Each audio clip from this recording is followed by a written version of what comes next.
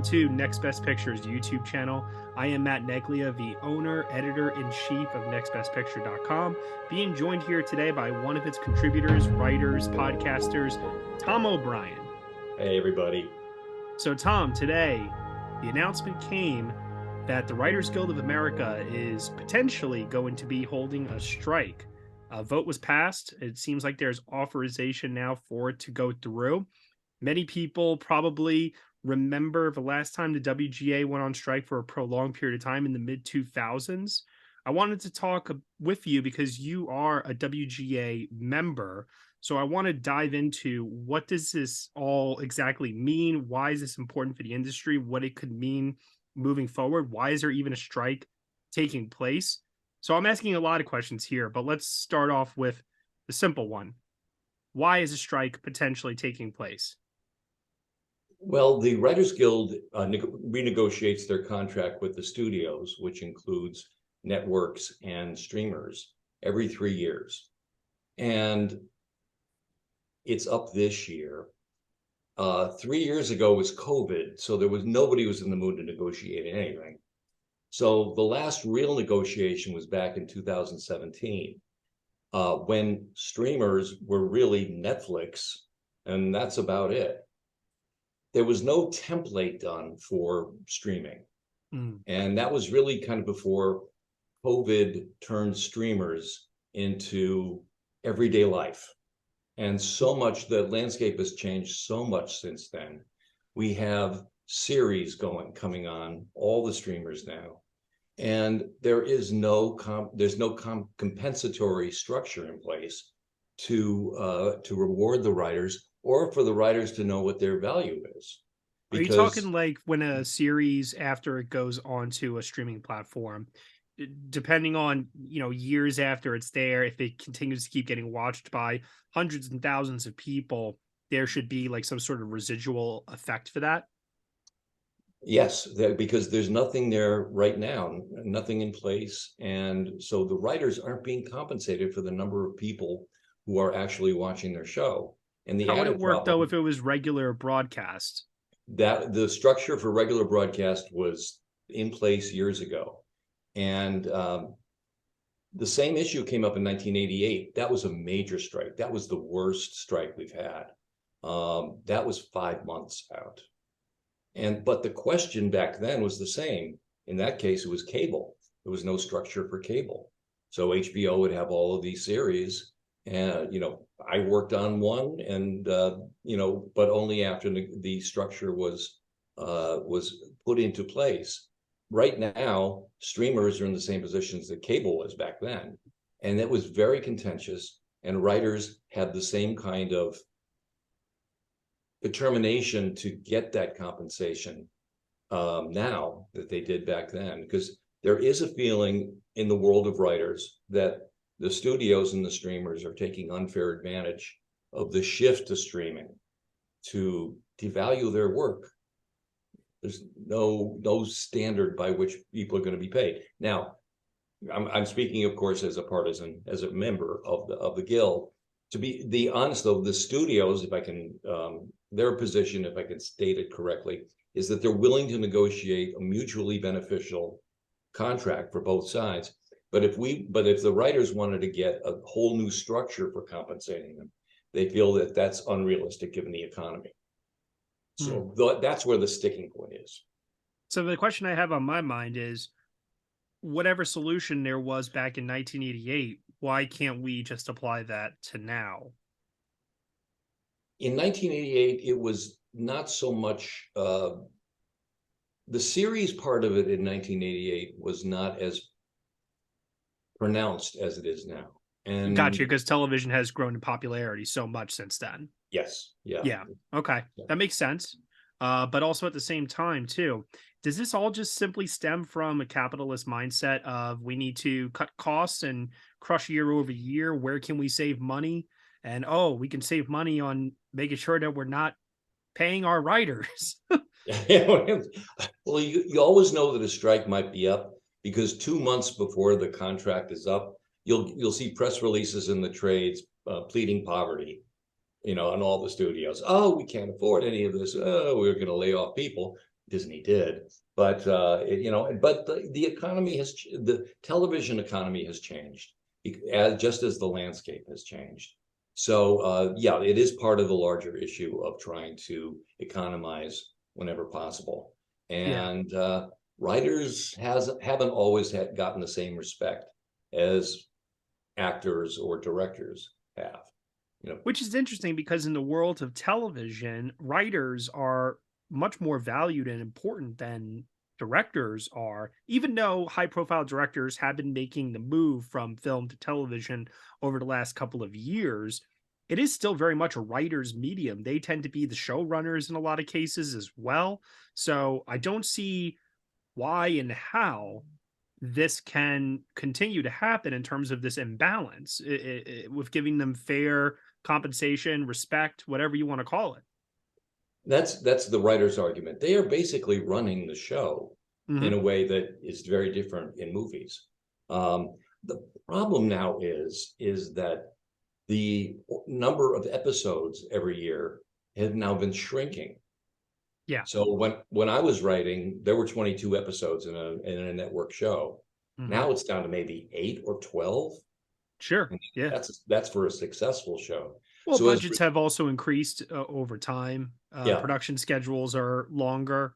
Act more. Like I said, film actors are working in the television world, and so they're in demand in both parts of the industry, and thus it's hard to coordinate schedules. So, like all that's understandable, I think.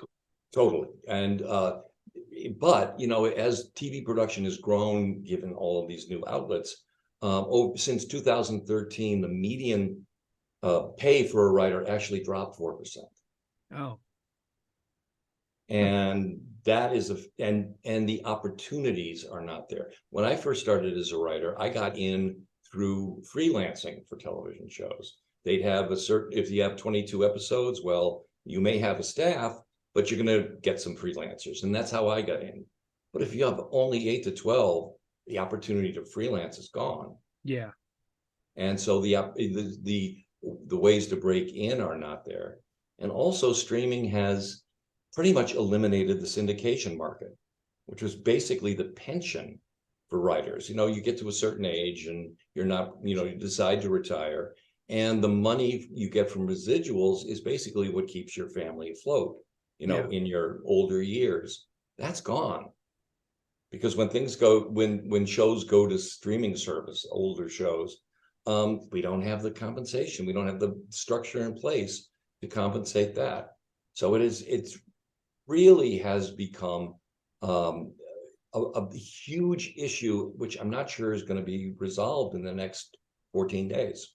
That's what I was going to say next is there's a timeline in place right now where I believe it's May 1st is Correct. the point where the WGA can actually put a strike into place. They've passed a vote saying, yes, we approve, but they can't do it until May 1st. Why is it May 1st? And also, do you see a possibility of anything happening between now and then that could avoid a strike? It very well could. May 1st has been the tradition. That's when the last contract ended. So they just Okay. do it, 3 years to the day. Um, it could, because in 2017 there was a similar vote. There was a threat of a strike. It was overwhelming support for a strike, to authorize a strike, and at the last minute there was a deal, and that could happen again. Mhm. But the issues back in 2017 were not as serious. This is a whole new wing of the industry that is not structured properly for writers. So this is a big deal. And so it's not a binding vote, but Mhm. I think that the writers are of a frame of mind that as soon as the May 1st contract is up and nothing has been agreed upon, there will be a strike.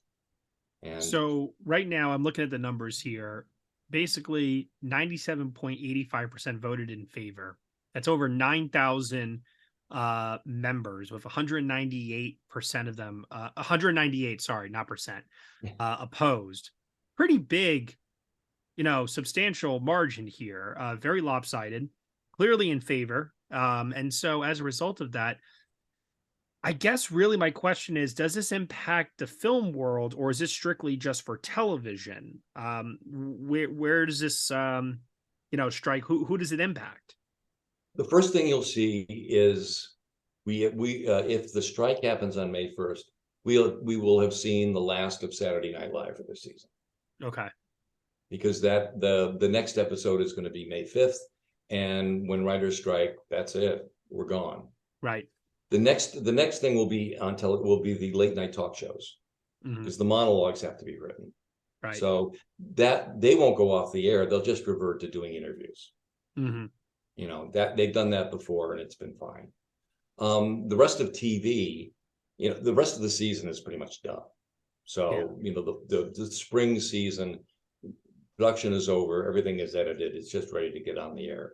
And more than likely, most of the shows that are going to be premiering this summer are done. So it's probably not going to impact TV seriously until the fall, Yeah. because writers can't lay out script storylines.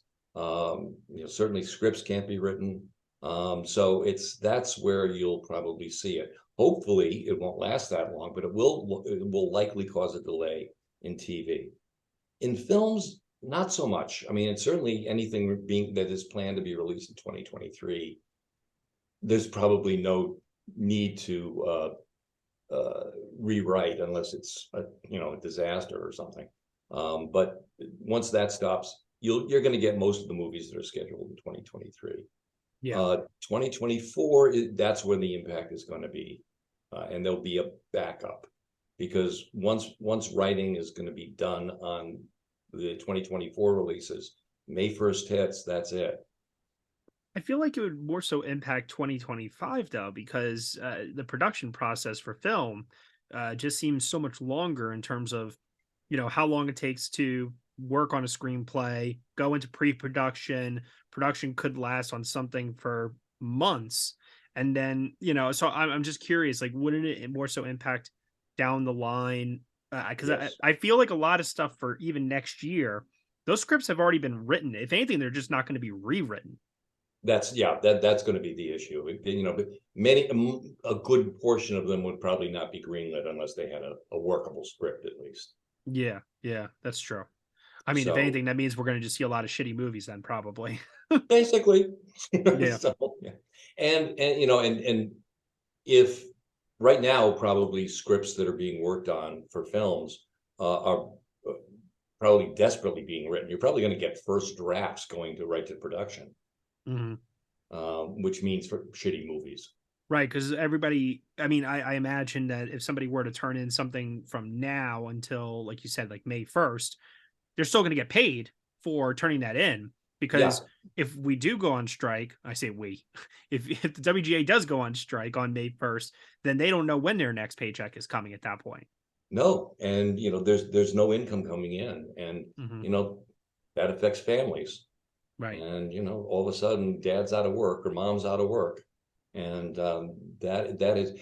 And the other big impact will be the people you don't think about, the ancillary people, the restaurants near the studio, the people who bring in props for the sets, contractors, things like that.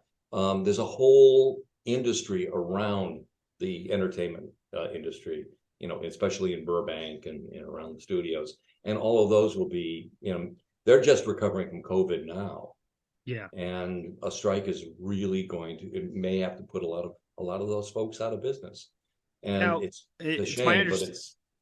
Yeah. that's what happened. No, I was sorry to cut you off there. I was going to say Oh, it's my understanding whenever I've seen strikes take place that eventually the corporate, entity, whatever it is, they tend to back down at some point. yeah. It's just a matter of how long.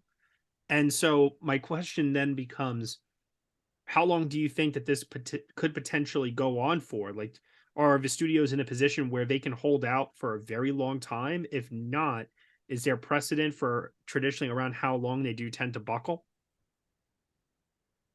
I think that we have so many new players in the mix, meaning the streaming services, that have deep pockets, Hmm. they could probably hold out for a while. Yeah. Studios less so. I mean, for example, I mean, Amazon and Apple are two companies that have important streamers, but they're not primarily in the entertainment content business, Right. whereas Disney and Universal are, Hmm. and That's a it'll very good probably be the point. I mean, studios. Yeah, man, just even thinking about that right now, like Apple could hold out forever. sure. Yeah, we're not going to set up a structure, that's going to do that, because that means we can't be transparent anymore. We have to be transparent, and that's what they're trying to avoid. Do you have any insight into what a structure, an ideal structure for writers would look like? I think that they would have to take into account, start with a cable model, because that's streamers are probably closer to what cable had to deal with in 1988. But there's so many unique things to streaming services, and so many interests, self-interests that the streamers have in keeping their numbers quiet and maintaining subscribers, that this is really no man's land right now. I think part of it, that's why the studios responded saying it's economically unfeasible for them to do it, because it's going to be a heavy, heavy load to Hmm. put this together. So, I mean, I understand that, but if the writers are going to be the people who suffer most here, without that kind of guarantee of a certain minimum pay, then it's going to last a while. It's interesting too, because even if you break it down like to very, very small numbers, let's just say they did work out a deal, but it's extremely not that lucrative, let's say. And Yeah. you're getting not really pennies, but let's just say pennies on the dollar, right? And it's Okay. barely anything. It doesn't amount to much. Do you think we could potentially see less projects? I mean, they would still be written for television, but then because the residual pay, while it's still money coming in over time, it just doesn't amount to much as opposed to guaranteed upfront money or a contract with a studio for a certain number of projects. Um, do you think we could see a shift then in writers, I don't know, moving over to film or different kinds of mediums?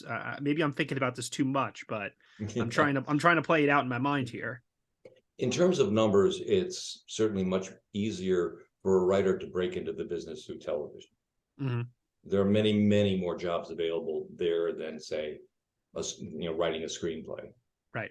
And there's a lot of uh, so many different series, 10 new series a week, every week on Netflix, that writers, there are availabilities to do it. But once you get that job, um, there is it's whatever Netflix wants to pay. Hmm. Got it. So I'm not quite. People might jump once they get established in television, but I don't think the entry point of television is going to change that much, Hmm. because there's so much fewer jobs in film, in terms of writing. So I'd like to see more TV people jump to film, because God knows the quality of the TV series now is so much greater. We could use some of those writers in Sure. some of the films we see.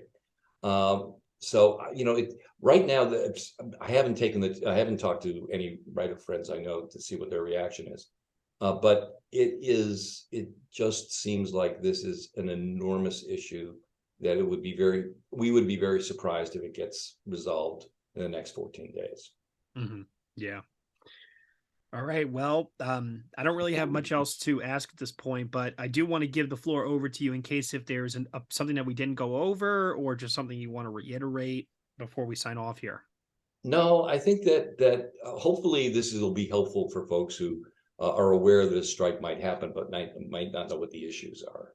Hmm. And I think the good thing is, the encouraging thing is, if there is anything, is that there hasn't been too many leaks about the negotiations. In past strikes, sometimes if one side is feeling abused in the negotiation room, they'll go to the media and sort of spout that. Right now, it's been very quiet, which hopefully helps. It's also interesting that this is the first time that the chief representative for the studios and the chief representative for the Writers Guild are both women. Hmm. So they may be just as, they will likely be just as stubborn as men in terms of fighting what they want, but you can eliminate a lot of the macho posturing that sometimes you've gotten in previous strikes. So there is a little bit of hope that at least something could come out of it, if only a postponement. I don't think an agreement's going to be made, but they may say we need more time to negotiate, and it may get pushed. But I'm afraid that's the most positive outlook that I can provide. Okay. Well, sounds like it will be a continuing developing situation over the next couple of weeks, maybe months. Who knows? But Tom, I want to thank you so much for taking a couple of minutes to lend your expertise and your perspective to this issue. And thank you so much once again. Tell everyone that's watching right now where they can find you on the internet. You can find me at Next Best Picture, my writing and podcast. My reviews are on Instagram at Tom O'Brien on Movies, and you can follow me on Twitter at Thomas E. O'Brien. And as soon as there's any more WGA updates that I can provide some insight into it, that's where you'll find me. And you can find me at Next Best Picture everywhere. Thank you all so much for watching our YouTube channel. Drop a subscription if you want to hear more conversations like this. Check out some interviews that we do, and we have more content coming as well. Thank you all very much, and we will see you all next time.